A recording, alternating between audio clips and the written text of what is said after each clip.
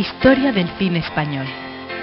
El largo despertar, 1896-1919. El cinematógrafo llega a España.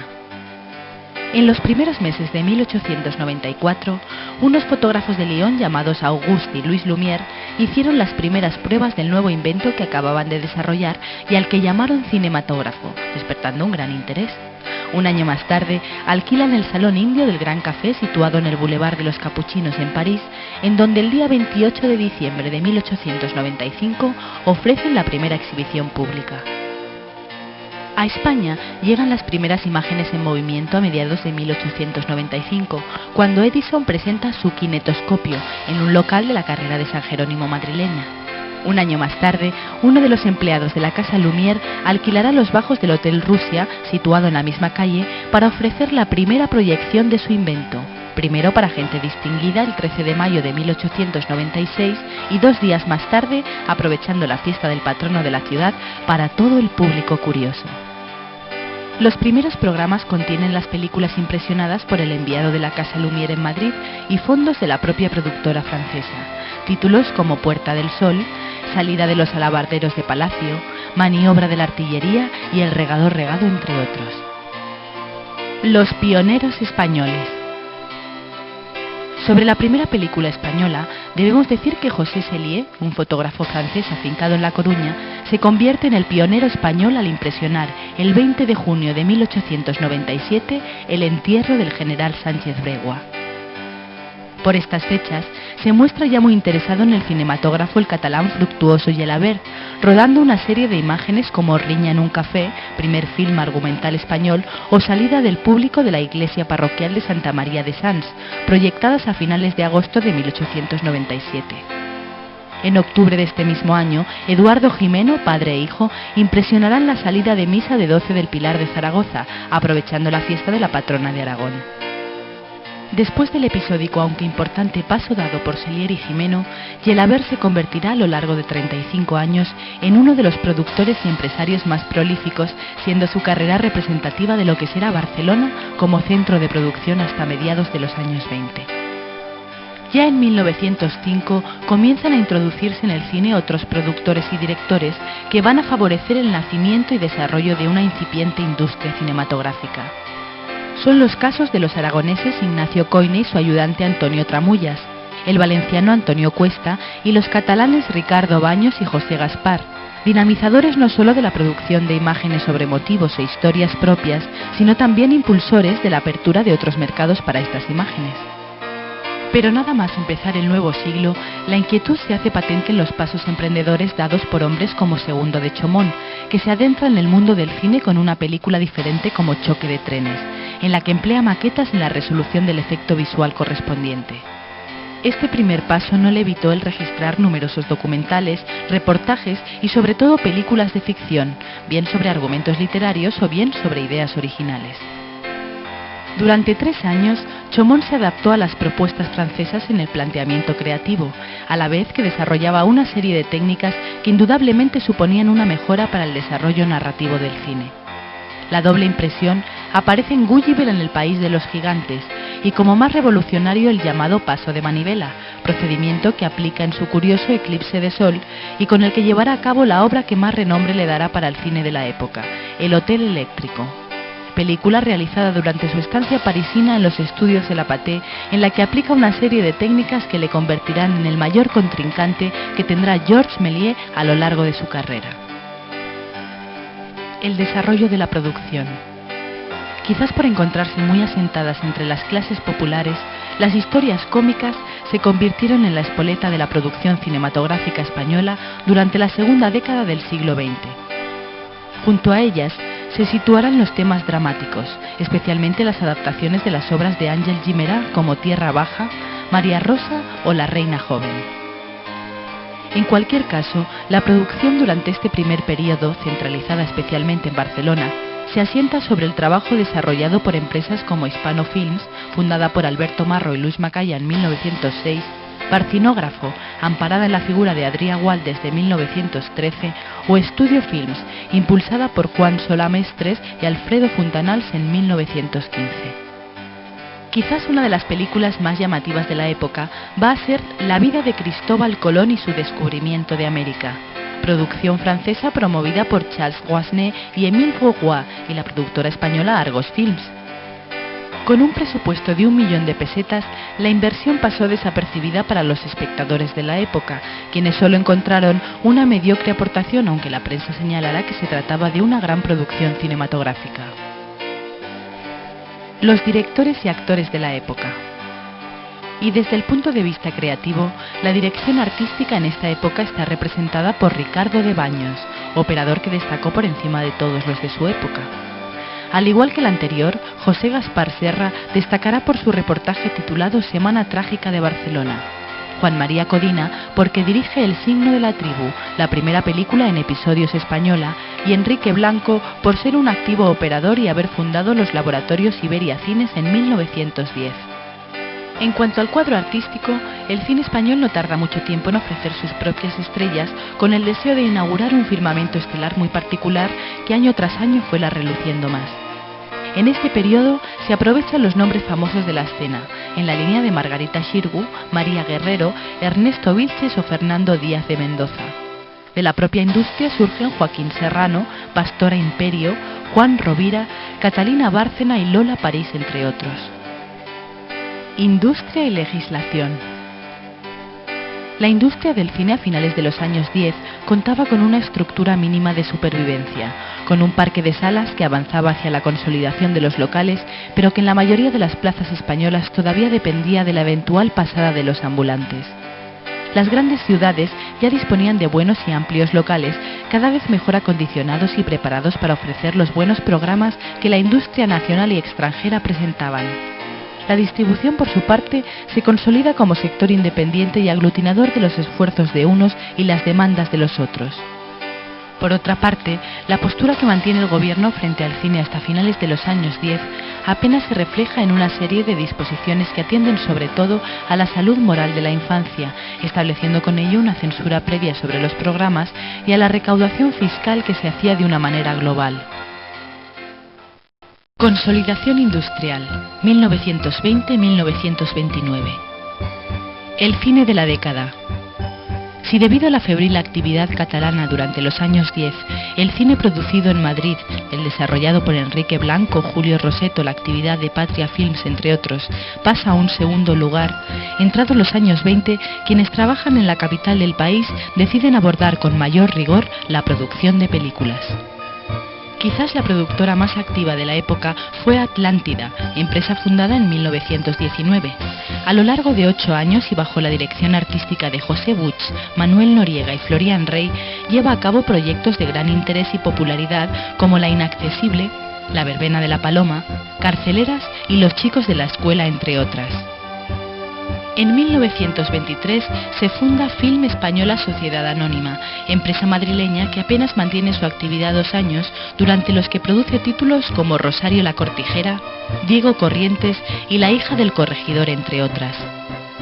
Nuevas propuestas, junto con las madrileñas, comienzan a surgir en el resto del país, destacando entre otras muchas de reducida vida las valencianas Levantina Films y grandes producciones cinematográficas españolas, en donde Maximiliano Tous dirigirá títulos como La Dolores y Moros y Cristianos.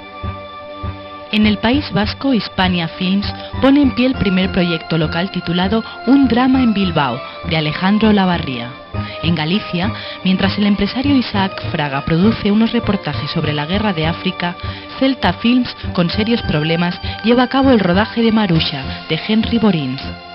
2 años más tarde, el escritor Alejandro Pérez Lujín adapta su novela La Casa de la Troya, y el director italiano Rino Lupo dirige Carmiña, Flor de Galicia. Los directores y actores del momento.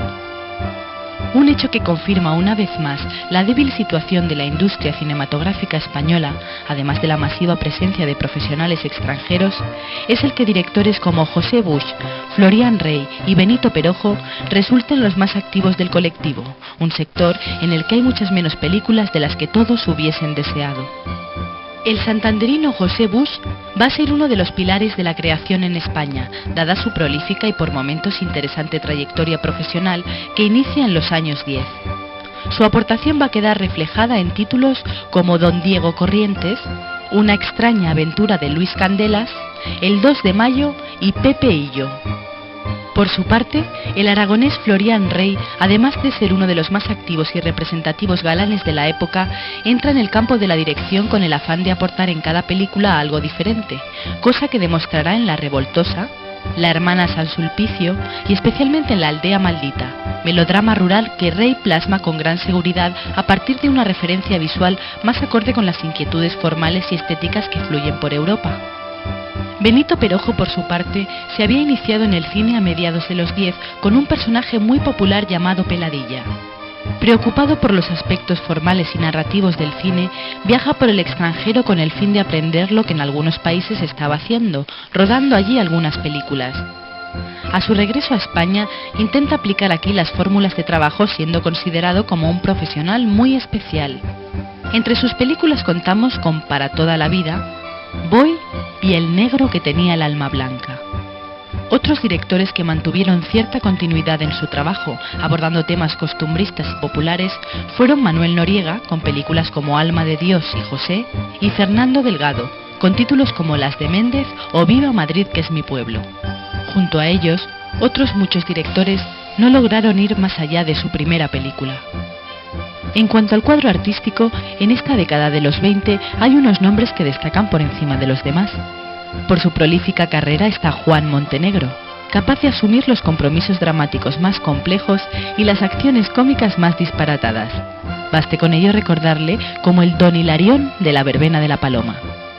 En cuanto a la nómina de actrices, tenemos a Elisa Ruiz Romero, Romerito, que confirma su buen hacer en Doloretes, Alma de Dios o El cura de la aldea.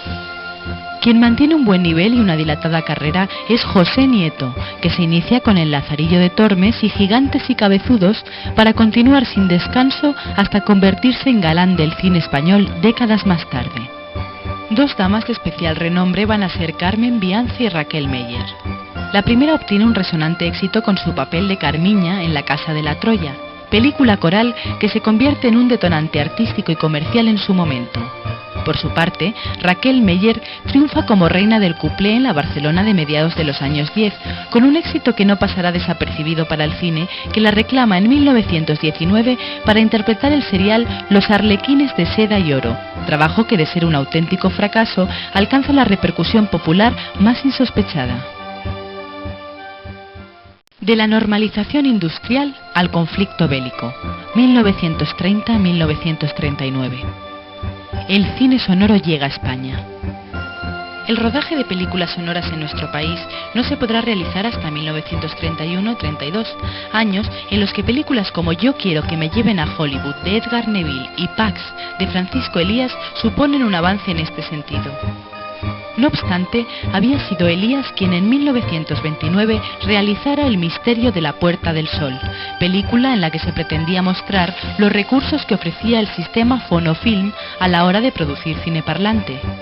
Pero la realidad industrial española obliga a algunos directores a rodar en estudios de Berlín, París o Londres, y mientras las productoras deciden sincronizar algunas películas españolas, el cine norteamericano comienza a rodar películas en español. Hacia una época dorada. A partir de 1932, con la creación de los estudios Orfea en Barcelona, se inicia ese proceso tan esperado. Francisco Elías fue el cofundador y la producción francesa Pax la que dio el empujón definitivo. Desde Madrid se contempla esta iniciativa con gran interés, tanto que al año siguiente se ponen en marcha nuevos estudios, como el de CEA, Ballester Otona Films y ECESA. Estas empresas acometen el reto de convertirse en centros de producción en toda regla, dotando a los estudios de todos los equipamientos y servicios necesarios para la realización de una película. No obstante, también surgen otros estudios más especializados dedicados a montaje y doblaje.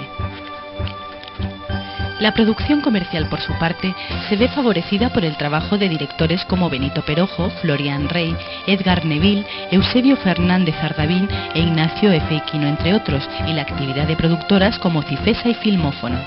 Asimismo, el aparato legal no hace más que entorpecer la marcha del cine. Se crea el Consejo de Cinematografía en 1933, se impone un impuesto desorbitado y mientras la actividad censora es todavía ambigua, una orden obliga a doblar al castellano las películas extranjeras. En cualquier caso, y después de haber conseguido su gran éxito con La aldea maldita, Florian Rey participa en varias producciones en los estudios parisinos de Joinville, películas en las que interviene la que pronto sería su mujer, Imperio Argentina. En 1933 regresan a España y protagonizan una de las carreras más intensas y de gran eco popular que se recuerda, ofreciendo títulos que darán un fuerte impulso a la producción española de la época, como La hermana San Sulpicio, Nobleza Baturra o Morena Clara. La productora Cifesa decide ser la antorcha de los éxitos y por ello atrae a sus filas a casi todos los directores de la época. Benito Perojo se convierte en un seguro pilar para incrementar la lista de películas taquilleras, y ello lo confirma el estreno de Rumbo al Cairo, Es mi hombre y La verbena de la paloma, quizás su éxito más espectacular de la época. Al lado de estos dos importantes directores, el cine español inicia su recuperación con títulos como Mercedes y Abajo los hombres, ambas de José María Castelví, El malvado Carabel y La señorita de Trévelez, de Edgar Neville, o folletines como El agua en el suelo, de gran repercusión popular, y La bien pagada, ambas de Eusebio Fernández Ardavín.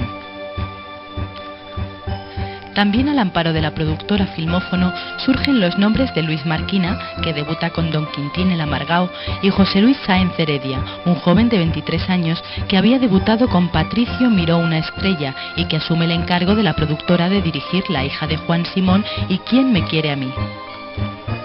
Junto con estos nombres debemos mencionar igualmente a Ignacio F. Iquino, que aborda con eficacia Al margen de la ley y Diego Corrientes, Antonio Momplet con Hombres contra hombres y Rosario Pi con El gato montés. Y si el cine de ficción obtiene resultados interesantes, el documental va consolidando una práctica que también alcanza un nivel y calidad que confirmará el buen momento de la producción cinematográfica española. El primer paso lo da Luis Buñuel, con Las Urdes, tierra sin pan, un trabajo de hondo carácter antropológico y etnográfico con unos postulados críticos hacia el territorio que recogen sus imágenes, todas ellas de gran impacto social. Tras él firmarán otros importantes trabajos Eduardo García Maroto, Antonio Román, Ignacio F. Iquino, Juana Cabrero y especialmente Carlos Velo y Fernando Mantilla. Los actores de la década. La voz cantante a nivel artístico durante los años 30 la lleva sin lugar a dudas Imperio Argentina, una actriz y bailarina muy popular que hizo las delicias de muchos espectadores a partir de un rosario de personajes vivos, dicharacheros y repletos de felicidad que la convirtieron en la reina del cine español. A su lado tenemos a Antoñita Colomé, Raquel Rodrigo, Estrellita Castro, Marucci Fresno, Luchi Soto y Lina Yegros. La galería de personajes masculinos fue igualmente variada, con Manuel Ligero, Manuel Luna, Juan de Orduña, Julio Peña, Roberto Rey, Antonio Vico, Pedro Terol y el gran secundario Valeriano León, entre otros muchos. El cine durante la guerra.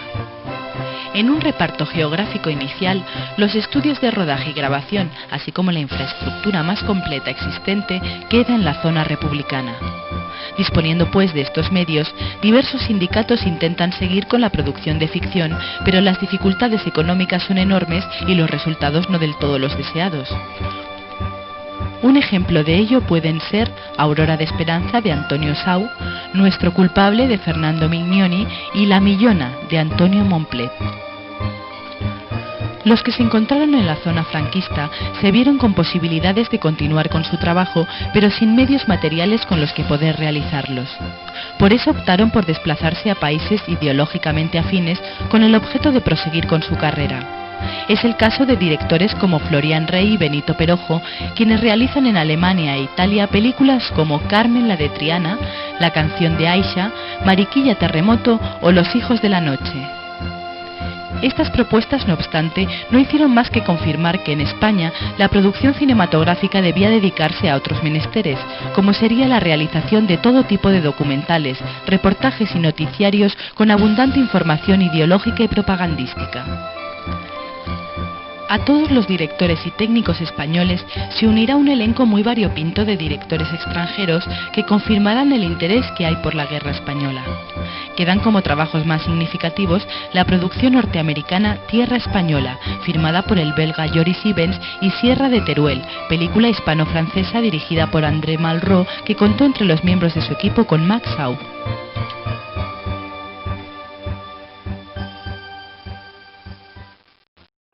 Una etapa floreciente, 1940-1949.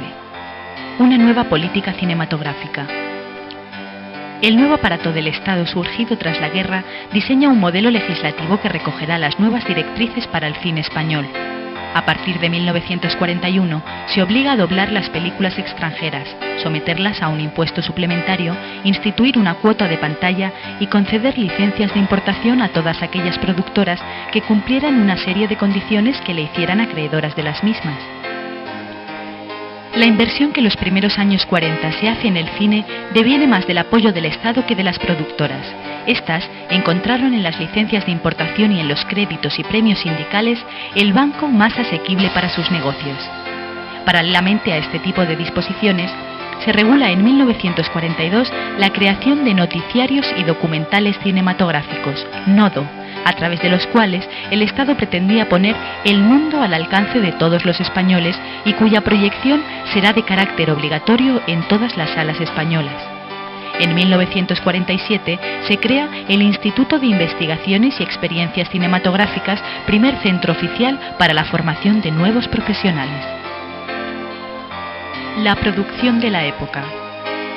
En los primeros años 40, toda la industria cinematográfica española parecía depender de Cifesa. La Casa Valenciana, dirigida por Vicente Casanova, se plantea un proyecto a largo plazo en el que se tienen en cuenta la calidad y diversidad temática, arropada esta en un cuadro técnico-artístico en el que se encuentran nombres como Florian Rey, Fernando Delgado, Antonio Calvache, Ignacio F. Iquino, Luis Marquina, Edgar Neville, Alfredo Mayo, Amparo Ribelles, Manuel Luna, Rafael Durán y un largo etcétera. No obstante, el programa de producciones tuvo que sortear los fracasos de alguna de sus películas, como La Marquesona, de Eusebio Fernández Ardavín, El famoso Carballeira, de Fernando Mignoni, o Arca, de Carlos Arévalo. Estos traspiés no impiden que Cifesa se consolide como la productora más estable del cine español, la más activa y la de más prestigio, hasta que su gestión empresarial y el mercado mundial sumergen a Cifesa en una crisis de la que difícilmente se va a recuperar. Los títulos históricos que producirá desde Locura de Amor hasta Alba de América no dejarán de ser un último coletazo del ambicioso proyecto diseñado por Vicente Casanova. La productora valenciana, no obstante, se encuentra a comienzos de los 40 con la presencia de otra productora, Suedia Films, capitaneada por Cesario González, quien ansía convertirse en el gran promotor del cine español. Sus planteamientos de entrada son diferentes a los de Casanova: poco personal fijo en la empresa, recabar la presencia de directores y estrellas importantes y una buena promoción de las películas, que son muy comerciales y de calidad limitada muchas de ellas, aunque las excepciones han sido tan sonadas como El abanderado, de Fernández Ardavín, y La pródiga y la fe, ambas de Rafael Gil, entre otras. Quizás Suedia Films pasará a la historia por haber producido un cine popular, folclórico y por haber abordado todo tipo de temáticas en las que la comedia de enredo y el niño prodigio tenían un especial protagonismo. Cine de géneros, cine de directores. Al analizar la producción de los 40, nos encontramos con un amplio abanico de películas de trasfondo histórico-político. Propuestas en las que se habla de la historia reciente, como El Frente de Moscú. Se muestran héroes e ideales, como El crucero Baleares o Sin novedad en el Alcázar, y se insiste en hechos históricos de todo tipo, con el fin de resaltar la raza, el valor, el espíritu religioso o el imperio, Correo de Indias o Inés de Castro. Un cine de levita, adaptación de textos literarios clásicos y más actuales, Marianela o Fuente Ovejuna, abundantes zarzuelas, españoladas resaltando el más puro tipismo regional, populista y folclórico. Cine cosmopolita del que participan casi todos los directores. Y por último, un cine de comedia, que en todas sus variantes es la línea más explotada durante la década. Es un hecho que la década va a estar dominada por el trabajo de Uniquino, Román, Gil, Neville, Orduña, Lucia, Miura o Serrano de Osma, entre otros. Muchos nombres para una cinematografía que deseaba ir más allá, asentada sobre unos principios de calidad muy notables, no solo en el pulso de la narración, sino también en la calidad de la fotografía y en los decorados, parcelas en las que técnicos españoles han sabido crear escuela y ofrecer resultados de muy elevado nivel. Ignacio Ezeiquino llega al cine con apenas 24 años, pero muestra una gran soltura y eficacia en la resolución de proyectos. Su carácter independiente no le impidió trabajar para Cifesa y Campa, para las cuales realizara, entre otras, una película de notable y correcta caligrafía visual como El hombre de los muñecos, aunque será bajo el amparo de su emisora Films y con un equipo muy compenetrado donde aborde historias como Una sombra en la ventana o El tambor del Bruc, uno de los éxitos más sonados. Procedente del campo de la crítica y el documental, Antonio Román da sus primeros pasos en el cine comercial con una película muy bien encuadrada en los planteamientos generales del cine español de estos años, Escuadrilla. Demostrará, no obstante, que es un hombre capacitado para abordar proyectos más interesantes e inteligentes, al rodar Intriga y La casa de la lluvia, dos películas que no son bien recibidas por el público de la época, pero que confirman la madurez y soltura creativa del director orensano. Su nivel profesional quedará rubricado con Lola Montes, una muestra del cine de época, y Los últimos de Filipinas, un ejemplo de cine colonial en el que los valores morales, el compañerismo y el heroísmo se convierten en pilares de una sociedad que fomenta el patriotismo por encima de todo. La formación cinematográfica de Rafael Gil surge en la crítica y en el documental. Su carrera como director se va a mover entre la línea de sus comedias humanas con grandes dosis de sentimiento, recordemos El hombre que se quiso matar, Huella de luz o Viaje sin destino, y aquellos otros títulos que le destacarán y darán más popularidad en el cine de época como El clavo, La pródiga y La fe, de gran trasfondo moral, religioso y tradicional. Que Gil es uno de los valores de los 40 no solo lo confirman estos títulos, sino otros muchos como el argumento histórico Reina Santa o el realismo melodramático de La calle sin sol. Quien va a intentar alejarse de los presupuestos que dominan el cine de todos sus coetáneos va a ser el escritor y diplomático madrileño Edgar Neville, quien deseaba bucear más allá del corte heroico e imperialista de muchos títulos y adentrarse por los difíciles caminos del realismo urbano, del cine popular y costumbrista, cuyos principales exponentes van a ser La torre de los 7 jorobados, Domingo de carnaval y El crimen de la calle Bordadores. Aunque quizás debamos destacar como obra singular de gran magisterio narrativo La vida en un hilo, una comedia inteligente, un análisis social realizado con fino bisturí satírico que, de haber tenido una mejor promoción, se habría convertido en uno de los grandes éxitos de los 40. Juan de Orduña se convierte en uno de los grandes promotores del cine de género. Sus películas buscaron la popularidad y el éxito comercial a partir de argumentos de marcado cariz patriótico, espiritual e histórico, aunque también abordaron un amplio repertorio de comedias, entre las que cabe destacar Ella, él y sus millones, que quizás es la que tiene más ingenio y originalidad. También formado a base de empeño personal, Luis Lucia consigue abrirse camino como director con una historia de intriga, El 13-13, que no despejaba muchas dudas sobre la calidad de su trabajo. Quizás donde mejor se desenvuelva sea en la comedia y en el cine humorístico, aunque no abandona la posibilidad de adentrarse con gran corrección en el cine de época y abordar temas folclóricos como el planteado en La duquesa de Benamejí. José Luis Sáenz Heredia, por su parte, se convierte en un director a tener en cuenta después de asumir el compromiso que supone dirigir Raza, una historia política sobre una novela del general Francisco Franco. La sumisión a la idea, la conjunción de los valores ideológicos, morales y patrióticos, así como su trasfondo religioso, convierten a la película en un gran éxito popular y la confirman como el modelo a seguir en sucesivos proyectos de la década. algo parecido va a suceder con El Escándalo, melodrama tradicional que abre las puertas al cine llamado de Levita.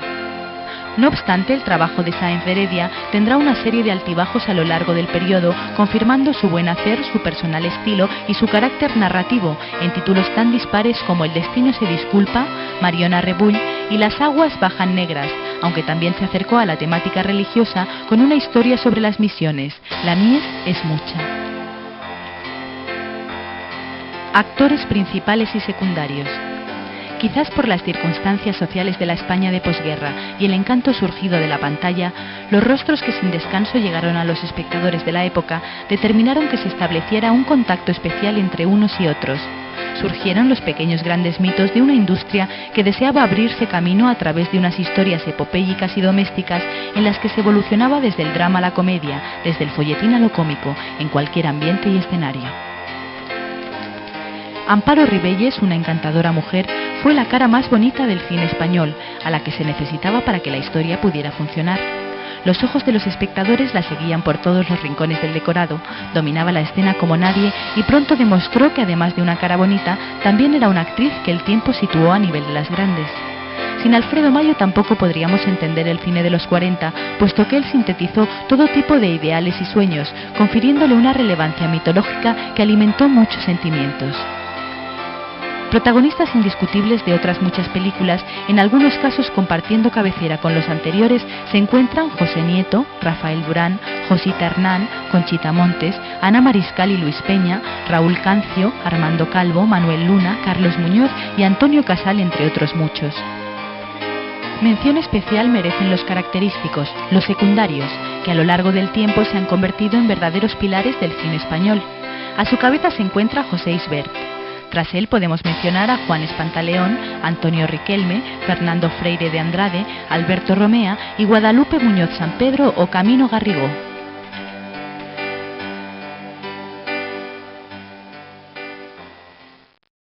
A la búsqueda de un nuevo cine, 1950-1959. El cine de la década.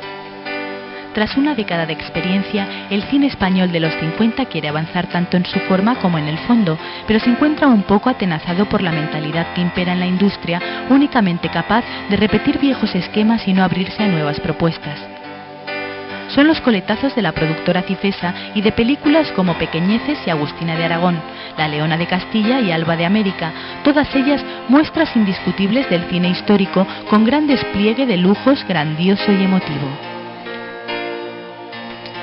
Tampoco faltan en estos años los temas religiosos, en buena medida impulsados por Aspa Films. Su primer gran éxito va a ser Bala Rasa, al que le seguirá La Señora de Fátima, Sor Intrépida o La Guerra de Dios, films que confirman el nivel alcanzado por el tándem formado por Gil y Escribá. En esta vía también destacan El Judas, Cerca de la ciudad y Marcelino Pan y Vino, título que alcanza una gran repercusión nacional e internacional. Y si bien otras propuestas aisladas pueden ser, por ejemplo, La marcada por Brigada Criminal, película policíaca de Iquino, Cielo Negro o Condenados, ambas de Juan Antonio Nieves Conde, y La Laguna Negra de Arturo Ruiz Castillo, la aportación más destacada la vamos a encontrar en una serie de títulos en los que se busca un acercamiento más realista a los hechos que se cuentan, dejando a un lado la hiperdramatización, el énfasis literario y el artificio estético. Son los casos de La calle sin sol de Gil, La honradez de la cerradura de 1950 de Luis Escobar, El último caballo de Neville, Día tras día de Antonio del Amo y especialmente Surcos de Nieves Conde, película en la que se narra el fenómeno de la emigración de una familia campesina a la gran ciudad, pensando que en ella encontrará todo lo que en el pueblo no tenía. Directrices políticas y creativas. Fruto de las inquietudes surgidas entre un grupo de alumnos salidos del Instituto de Investigaciones y Experiencias Cinematográficas, entre los que se encuentran Juan Antonio Bardem, Luis García Berlanga, Carlos Saura y el dinamismo de un estudiante de Salamanca llamado Basilio Martín Patino, así como la participación de otras muchas personas de la industria cinematográfica, la crítica y la clase intelectual organizan entre el 14 y el 19 de mayo de 1955 las llamadas Primeras Conversaciones Cinematográficas de Salamanca. En ellas se hizo un repaso general al cine español desde todas las ópticas posibles y análisis críticos, hechos que permitieron construir una nueva propuesta creativa que facilitara el avance cualitativo de la cinematografía propia. Para nada o para muy poco había servido la nueva legislación sobre protección y regulación de la cinematografía española promulgada en 1952. La aportación económica no dejaba de ser una censura encubierta que promovió la búsqueda de la categoría más allá de unos planteamientos creativos sólidos y de calidad. Tampoco sirve de mucho la nueva orden que aparece 3 años más tarde, en la que se contemplan nuevas cuotas de mercado, premios y créditos sindicales. La situación no mejora y el cine español ha de vivir durante una década regido por una legislación equivocada. El cine español necesitaba controlar su propio mercado en donde amortizar sus películas y abrirse al exterior fomentando la coproducción. Nuevos géneros y actores. La industria cinematográfica española no deja escapar posibles éxitos, aunque estos obliguen a desarrollar propuestas en las que abunda la aceptación popular y comercial y poco se tenía en cuenta la calidad de la película. Se insiste pues en la temática histórica y religiosa y en un folclorismo muy pacato, uno de los filones indiscutibles del cine español que dará paso a un Antonio Molina o a la conocida como novia de España, Carmen Sevilla. La popularidad de estos nombres no restaron protagonismo a Paquita Rico, Lola Flores y Lolita Sevilla.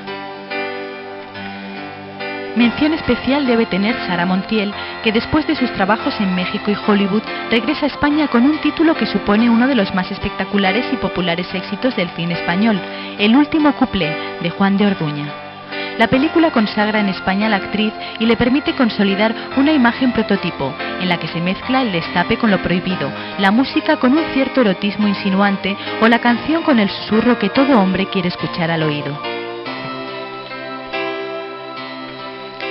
Siguiendo esta misma línea y próxima al folclorismo más populachero, debemos destacar el cine con niño, especialmente las películas de Joselito, quien tras aparecer en El pequeño ruiseñor se convierte en una celebridad y sus películas llegan a todos los rincones convirtiéndose en un filón de gran valor para sus productores. El entretenimiento sin más pretensión se fomenta desde una comedia rosa con argumentos desenfadados y frívolos, con poca ambigüedad y en la línea de Viaje de novios, Las muchachas de azul o Solo para hombres de 1960. Las constantes de estas películas son un reparto principal integrado por Analía Gadé y Fernando Fernán Gómez, así como Pedro Lazaga en la dirección. Además de los nombres mencionados, entre el colectivo artístico tenemos que destacar al carismático Fernando Rey. Pródigo ya en la década anterior, es quizás en los 50 cuando comienza a despegar la que sería la carrera más consolidada del cine español, con una proyección internacional posterior de gran relieve. A su lado se sitúan nombres como Conrado San Martín, Tomás Blanco, Aurora Bautista y María Esquerino, todo un repertorio de buen hacer y eficacia artística. Los nuevos directores. Sin lugar a dudas, los nombres más destacados de los 50 son Juan Antonio Bardem y Luis García Berlanga, directores formados en el Instituto de Investigaciones y Experiencias Cinematográficas y que deciden acometer proyectos que invadan territorios nuevos para el cine español. Su primer compromiso es Esa pareja feliz, una historia que escriben y dirigen a la par y en la que abordan con ironía y análisis social los estudios por correspondencia, las dificultades de una joven pareja por salir adelante, los negocios frustrados y la ilusión por un mundo maravilloso que no existe realmente. Tras este trabajo, los dos directores colaboran en el guión de Bienvenido Mr. Marshall, de 1952, película que dirige ya solo Berlanga. La historia pretende servir de espejo nacional sobre las frustraciones que tiene el pueblo y cómo desea formar parte de esa recuperación económica y social que se predica con las ayudas norteamericanas. Ya por caminos separados, Berlanga continúa con su caricatura social en Novia a la vista. Analiza la imposibilidad de ser feliz y vivir tranquilo en Calabush y el cristianismo publicitario en Los Jueves Milagro, con una disección de los intereses que pueden mover a las fuerzas vivas de un pueblo con tal de conseguir sus objetivos. Por su parte, Bardem da sus primeros pasos en solitario con Cómicos, película en la que define su estilo visual, su interés por la forma de la narración y en la que apunta a un gran dominio de la cámara. No obstante, el éxito personal más importante va a ser Muerte de un ciclista, una historia de amor y adulterio adornada con abundante simbolismo a través de la cual se hace un análisis de la sociedad española de la época. La repercusión internacional de la película avala la renovación estilística que propone Bardem para el cine español y que confirma en su siguiente trabajo, Calle Mayor, la historia de unos jóvenes en una ciudad de provincias en donde la anécdota se convierte en espoleta para el análisis crítico de una sociedad. En el panorama creativo, sin embargo, también se cuenta con Sáenz de Heredia, que continúa mostrando su buen hacer con historias de la radio, José María Forqué, que se enfrenta a El diablo toca la flauta y Amanecer en Puerta Oscura, películas por las que recibe varios premios, o Julio Coll, con Nunca es demasiado tarde o Un vaso de whisky. En una línea de corrección formal, apostando por planteamientos originales y dinámicos, se encuentran Francisco Rovira Veleta, Rafael J. Salvia y Pedro L. Ramírez. Quienes sin embargo no logran encauzar su trabajo son Antonio Román, Ana Mariscal y Fernando Fernán Gómez, popular actor al que la dirección no le da buenos resultados. Únicamente La vida por delante, de 1958, acredita su buen hacer a lo largo de la década. Precisamente y fruto de esas aperturas internacionales de nuestro cine a través de las sucesivas y abundantes coproducciones, se hace notoria la presencia de directores extranjeros en nuestra industria. Nos resulta pues difícil encontrar al húngaro Ladislao Bajda o al italiano Marco Ferreri, director de 3 títulos representativos de un neorrealismo negro, valle-inclanesco, como son El pisito, Los chicos y El cochecito, películas fundamentales por la visión corrosiva que dan de la época. Pero también al argentino León Klimovsky, al italo-argentino Luis César Amadori, a numerosos mexicanos, franceses, italianos y norteamericanos. España no solo es ocasional plató, sino industria en la que algunos pueden desarrollar una carrera continuada.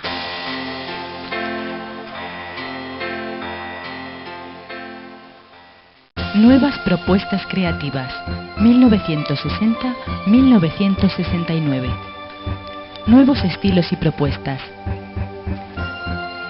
Nadie puede negar en principio que la nueva política impulsada por Manuel Fraga como ministro de Información y Turismo y José María García Escudero como director general de cinematografía hizo aumentar considerablemente la producción de cine en España, alcanzándose índices que jamás se habían logrado en toda la historia, y que además esa política de apertura a nuevos mercados favoreció el incremento de la coproducción con todo tipo de países. Además, si una de las intenciones de la política defendida por García Escudero fue la de elevar el nivel del cine español y favorecer la entrada de gente joven en la industria, esto se va a conseguir gracias al replanteamiento que se hace en la Escuela Oficial de Cinematografía, un centro experimental en el que todos adquirían la conciencia profesional necesaria para trabajar en la industria. Ello no impide que a lo largo de unos años, entre 1962 y 1967, en España surja una generación que intenta identificarse con las vanguardias europeas de la década. Es el nuevo cine español, con unos proyectos firmados por Mario Camus, Francisco Regueiro, Manuel Summers, Miguel Picazo, Basilio Martín Patino, Claudio Guerín y Víctor Erice, entre otros, y que van a tener una respuesta por parte de la Escuela de Barcelona. Desde luego, en ambos casos se trata de un cine diferente, en muchos casos ambiguo y ajustado a un estilo narrativo muy encerrado en sí mismo, que lo hacía difícil para un público masivo, hecho este determinante de cara a la comercialización del mismo. No obstante, una buena parte de los directores salidos de la escuela tuvieron notables problemas para mantener una cierta continuidad en sus carreras.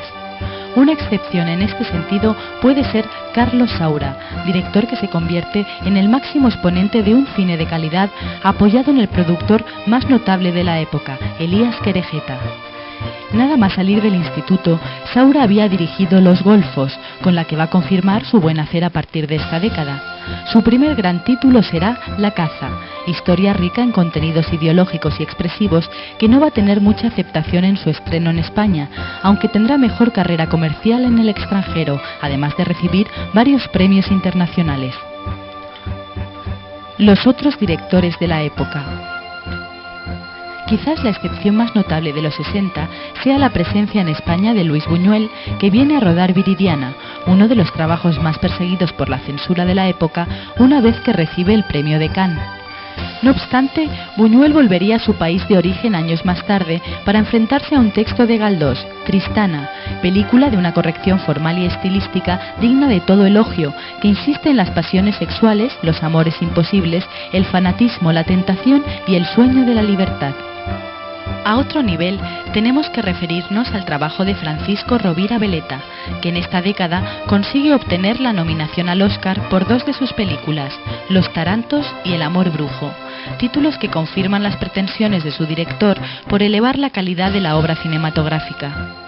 También debe ocupar su puesto Fernando Fernán Gómez, prolífico actor y director que tuvo buenos aciertos con películas como El mundo sigue y El extraño viaje, que sufrieron mil y un problemas a la hora de estrenarlas, pasando desapercibidas en tal fecha. Luis García Berlanga rueda algunas de sus películas más recordadas como Plácido, El verdugo y Vivan los novios, en las que nos ofrece una visión mordaz y crítica de situaciones y aspectos sociales.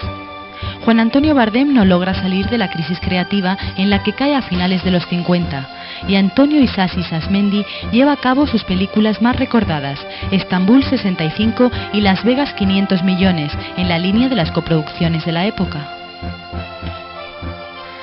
Los extranjeros en España. La coproducción fue una fórmula empresarial ampliamente desarrollada en los 60. Se abre el camino al spaghetti western desde finales de los 50, aunque va a ser La muerte tenía un precio, de Sergio Leone, la película que marque un estilo y una época. Teniendo en cuenta el clima de trabajo que se respira en España, no nos debe sorprender que directores de prestigio llegaran a rodar sus películas beneficiándose de la mano de obra más económica y las facilidades que se daban para los rodajes. Es así como David Lean rueda Doctor Zhivago y Orson Welles regresa para rodar Campanadas a medianoche y Una historia inmortal. En estos años tenemos que hablar especialmente de Samuel Bronston, un productor norteamericano que decide aprovechar las ventajas que se dan en España para levantar su Hollywood madrileño. Comienza con una pequeña coproducción, John Paul Jones, tras la que da el salto a superproducciones espectaculares y megalómanas del nivel de Rey de Reyes, El Cid, 55 días en Pekín, La caída del Imperio Romano y El fabuloso mundo del circo, contando con repartos en los que aparecían Charlton Heston, David Niven, Ava Gardner, Sofía Loren, Rita Hayworth, Alec Guinness, Omar Sharif y James Mason, entre otros, y directores como Anthony Mann, Nicholas Ray o Henry Hathaway. Los géneros y actores. La comedia es la temática que mejor representa la otra imagen del cine español. Este cine busca básicamente el entretenimiento, sin más miras que hacer pasar el rato a los españoles, a los que les habla de los problemas domésticos como el fomento de la familia numerosa, de las situaciones vividas por las chicas de servicio o los turbios problemas que aparecen en la vida de la pareja cuando existe un tercero en discordia. Son títulos en los que nos encontramos con un tándem de primera mano, el formado por José Luis López Vázquez y Gracita Morales, Alfredo Landa, Alberto Closas, Analía Gadé, Amparo Soler Leal, Concha Velasco, Tony Leblanc, Rafael Aparicio, Julia Gutiérrez Cava, Manuel Alexandre, Lali Soldevilla, Laura Valenzuela, Agustín González, Antonio Ferrandiz y un sinfín de nombres que harían interminable la lista. También parecen estar igualmente preparados para cualquier compromiso figuras como Fernando Rey y Francisco Rabal, pues sus nombres van ligados a importantes títulos de la década como Viridiana, Tristana o El Espontáneo, además de sus múltiples coproducciones y como acompañantes de los jóvenes rostros de la década. La otra línea de producción que explota con inusitada alegría el cine español es el cine con niño, siguiendo la estela de Joselito. El recambio en este caso aparece de la mano de Marisol, una niña encantadora y vivaracha capaz de meter el mundo en un pañuelo, aunque también estén presentes Pili Mili y Rocío Dúrcal. Pero no todo queda en los niños prodigio, también es posible aprovechar el auge de los grupos de pop y la popularidad de ciertos cantantes. Por ello, los más diversos directores prestarán su buen hacer para que Rafael, Maciel, Joan Manuel Serrat, además del dúo dinámico Los Bravos, Juani Junior y un largo etcétera de grupos, puedan llegar más allá en los éxitos obtenidos tras sus actuaciones. Es la moda, es la época apropiada para las tramas sentimentales en las que hablar de los problemas de una generación.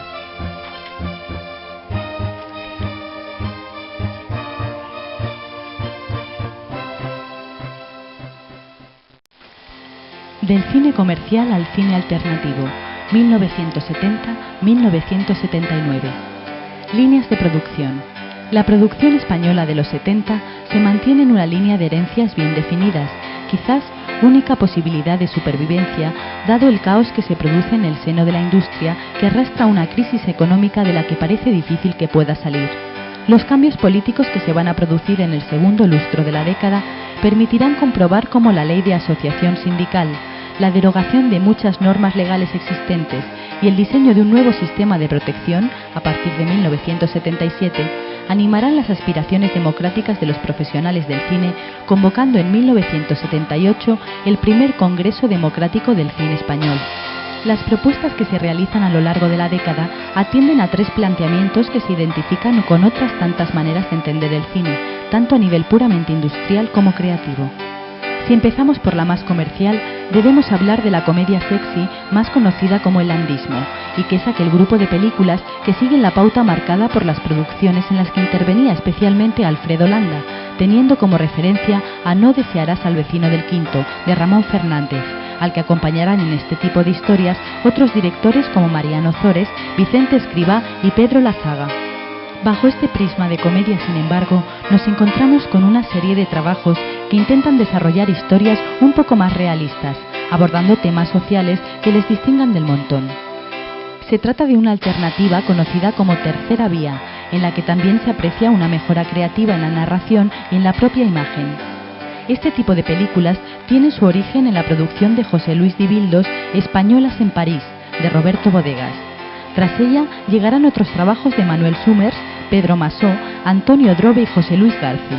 Quien sigue fiel al compromiso asumido en la década anterior es Elías Querejeta, que además de mantenerse detrás de los trabajos de Saura, abre nuevas posibilidades a otros directores como Víctor Erice, que dirige El espíritu de la colmena, película que supone un gran avance en ese deseo por descubrir nuevas propuestas visuales que alienten vida nueva al cine español.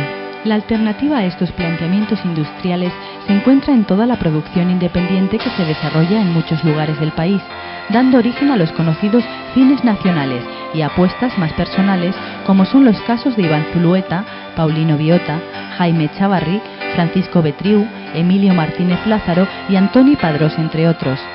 Quizás de todos ellos, el que más renombre alcance será Ricardo Franco, pues su película Pascual Duarte se convertirá sin duda en una de las más representativas de la década. Otras propuestas y géneros. A lo largo de los años 70 se confirma la convivencia de varias generaciones de directores con propuestas tan dispares como complementarias de cara a la marcha industrial del cine español. Entre los más veteranos nos encontramos con Manuel Murotti, Francisco Rovira Veleta, además de Ignacio F. Iquino y Vicente Escrivá, muy metidos en el cine de consumo epidérmico. Les acompañan con todo tipo de honores los prolíficos Pedro Lazaga y Mariano Zores, Rafael Gil, José Luis Sáenz de Heredia y José María Forqué. Otros muchos directores consolidan su carrera a partir de comedias satíricas que distorsionan la realidad a la que se acercan. Fórmulas que se convierten en poco comerciales y únicamente valoradas por un público muy fiel a este tipo de iniciativas. Es así como van llegando las películas de Francisco Betriu, Alfonso Hungría o José Luis García Sánchez, entre otros. En este mismo grupo, aunque más directo sobre planteamientos de comedia realista o temas más próximos a la polémica, se encuentran Jaime de Armiñán, Eloy de la Iglesia y el trabajo de la realizadora de televisión Pilar Miró, especialmente con la polémica El crimen de Cuenca. Estas líneas creativas ocultan otras muchas que por diversos motivos han visto como su carrera se perdía en el anonimato y la falta de continuidad. En el mismo sentido, cabe hablar de algunos temas nuevos que aparecen en la todavía abundante producción de la época. Nos referimos especialmente al cine de terror, en el que tras la abundante producción de Jesús Franco, algunos de los primeros trabajos de Paul Naschy, León Klimovsky, Amando de Osorio y de Narciso Ibáñez Serrador, se comienza a desplegar toda una galería de personajes en los que se combinan argumentos clásicos con interpretaciones domésticas sobre el mundo de la noche y su mitología, y que consolidan el género en los 70. Se vuelve la mirada sobre la guerra civil, que una vez muerto el general Franco, se convierte en uno de los temas más recurrentes de la cinematografía española, y en igual medida se acude con mucha frecuencia a las adaptaciones literarias. Los actores más representativos. En estos años son numerosos los actores que confirman su protagonismo, aunque quizá lo hagan en productos que no resultan especialmente agradecidos, pero que son los que por estas fechas acomete la industria. Es así como nos encontramos con la funcionalidad de un Alfredo Landa, José Luis López Vázquez y José Sacristán como máximos exponentes de la comedia de la época. A partir de mediados de la década comienzan a alternar estos trabajos con otros más importantes que tienen mucho que ver con las aportaciones creativas que promueven directores como Saura, Berlanga, Garci, Mercero, Drobe, Grau, Suárez y Olea, entre otros. Pero junto a estos nombres principales aparecen otros muchos como el popular Paco Martínez Soria, el galán de otras épocas Alfredo Mayo, el prolífico Agustín González, el carismático José Sazatornil Saza, la también popular Amparo Soler Leal, la encantadora Concha Velasco, la personal Esperanza Roy, la singular cómica Lina Morgan, la inmensa Lali Soldevilla, la elegante Analía Gadé y otros muchos característicos. Pero al igual que se producían nuevas películas, estas buscaban nuevos rostros con los cuales renovar el reparto artístico. Es así como van haciéndose notar de la mano de jóvenes directores actrices como Carmen Maura, Ángela Molina o Charo López. El galán de la década, Eusebio Poncela, el intelectual Javier Elorriaga y el intermitente Joaquín Hinojosa, entre otros muchos. Quizás y debido a su popularidad destaque por encima de todos Ana Belén, una joven polifacética y también muestra una sólida formación artística.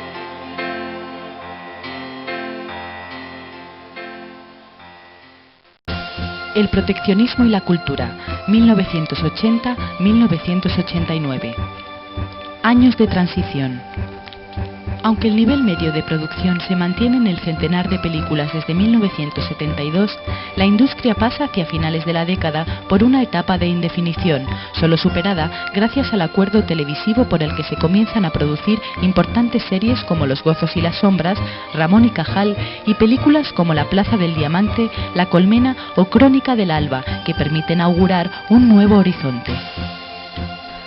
Con la llegada del Partido Socialista al poder, asistimos al diseño de un nuevo marco legal con el cual se pretende reanimar al cine español. Va a ser el impulso de Pilar Miró como nueva directora general de cinematografía, diciembre de 1983, el que intente consolidar una estructura frágil, dependiente de las ayudas de la administración y que permite la picaresca en todos los sentidos. La llegada de Jorge Semprún al Ministerio de Cultura sirve para promover una nueva legislación en agosto de 1989 que desea fortalecer la industria y no a los directores productores favorecidos por la anterior normativa. Cine de calidad, cine comercial. Las propuestas creativas a lo largo de los 80 van a estar directamente relacionadas con la política que se fomenta desde la administración, en la que por encima de todo el cine de calidad debe ser el objetivo prioritario, cine personal, de autor, comprometido y hasta experimental, intentando por todos los medios que el cine consumista no tenga posibilidades de desarrollarse.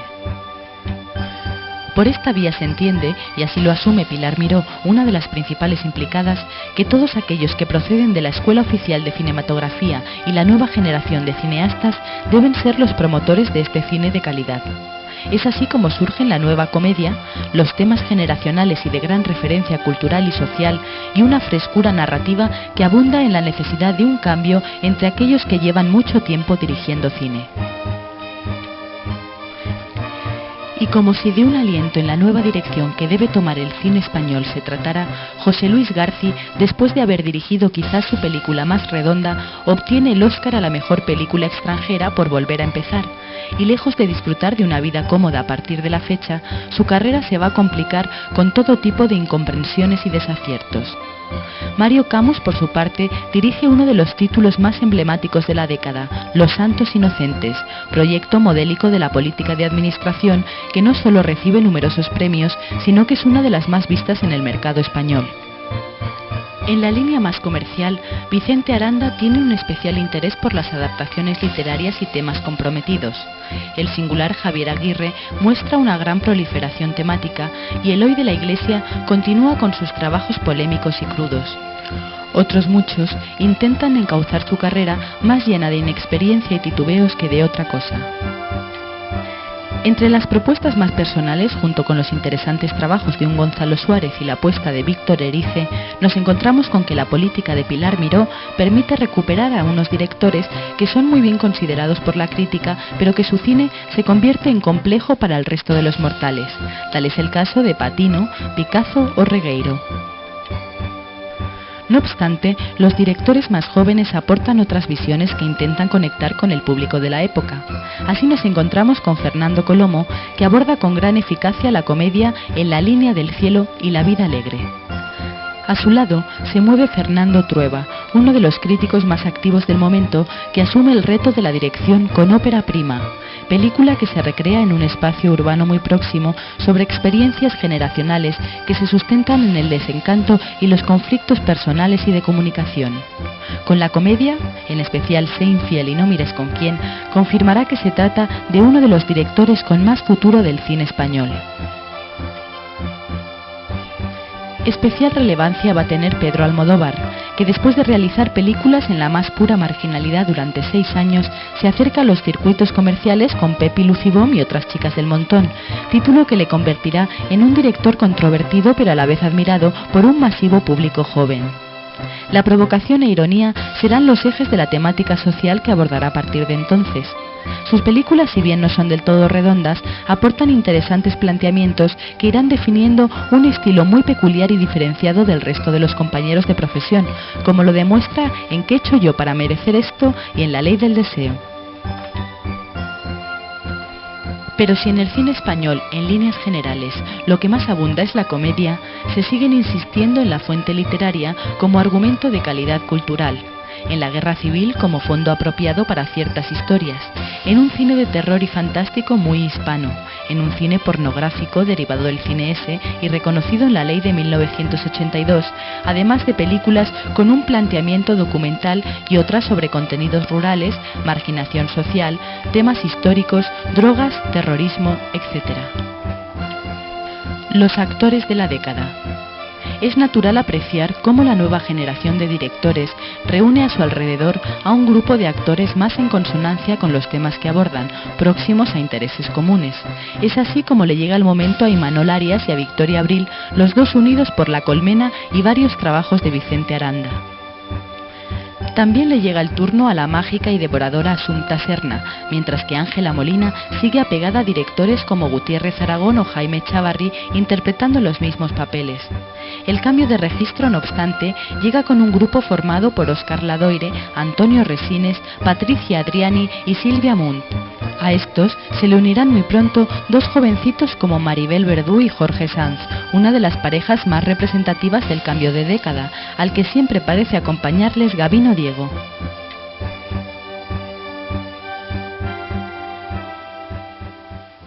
En el centenario, 1990-1995. Propuestas creativas. El cine español de los 90 continúa con la tradición más reciente de hacer compatible la comercialidad con la calidad, siendo la primera la que sigue pesando especialmente a la hora de hablar de éxitos y de facilitar un reencuentro del público con su cine. En este sentido, podemos hablar de Ay Carmela, de Carlos Saura, y Aquí huele a muerto, un arrollador éxito de taquilla protagonizado por Martes y Trece, la pareja más popular de la televisión. El director que va a destacar por encima de todos los demás y que se convertirá en el punto de referencia del cine español de los 90 será sin duda alguna Pedro Almodóvar, quien arranca con una producción como Átame que destapa todo tipo de encontradas opiniones que no impiden convertirla en uno de los éxitos de taquilla. Le seguirán Tacones lejanos, Kika y La flor de mi secreto, con las que no logra despejar las muchas incógnitas que arrastran su trayectoria profesional. No obstante, de Almodóvar hay que decir que es el mejor vendedor de películas que tiene el cine español y por ello sus éxitos publicitarios le permiten seguir en la brecha, manteniendo la libertad y autonomía que siempre ha deseado. Entre los nuevos directores que comienzan se dejan notar nombres como Manuel Gómez Pereira, que se introduce en la comedia con Salsa Rosa, temática en la que parece moverse con gran soltura y que funciona de cara al público. También deben recordarse Rosa Vergés, Enrique Urbizu, Juanma Bajo Ulloa, a quien se le presenta como la revelación de la década, Julio Medem, que sorprende a propios y extraños con una obra compleja pero bien estructurada como Vacas, y el peculiar y original Alex de la Iglesia. Fernando Trueba, por su parte, después de un intento de película internacional como El sueño del monoloco, produce para televisión y prepara su siguiente trabajo, Belle Époque, una comedia fresca, no exenta de buenas dosis de humor negro, en la que reúne a la flor y nata de los personajes que poblaron el cine español de otros tiempos y que sabe llevarlos por el camino del convencimiento y atrapar al espectador desde el primer momento. Los numerosos premios que recibe confirman que la historia funciona y un respaldo mayor le vendrá dado por el Oscar que consigue a la mejor película extranjera de ese año. Mientras, los más veteranos se mueven entre el peculiar estilo de Berlanga, la defensa de una línea muy personal como Gonzalo Suárez, la insistencia de Vigas Luna en sus filias y fobias, la habilidad del saber hacer de Imanol Uribe y los trabajos de José Luis García Sánchez y José Luis Cuerda. Otros, como Emilio Martínez Lázaro o Moncho Armendáriz, se convierten en plataforma para una nueva generación de directores, guionistas y actores que desean abrirse camino en la industria nacional con otras dosis de originalidad, como son los casos de Álvaro Fernández Armero, David Trueba, Penélope Cruz y Ariadna Gil, entre otros.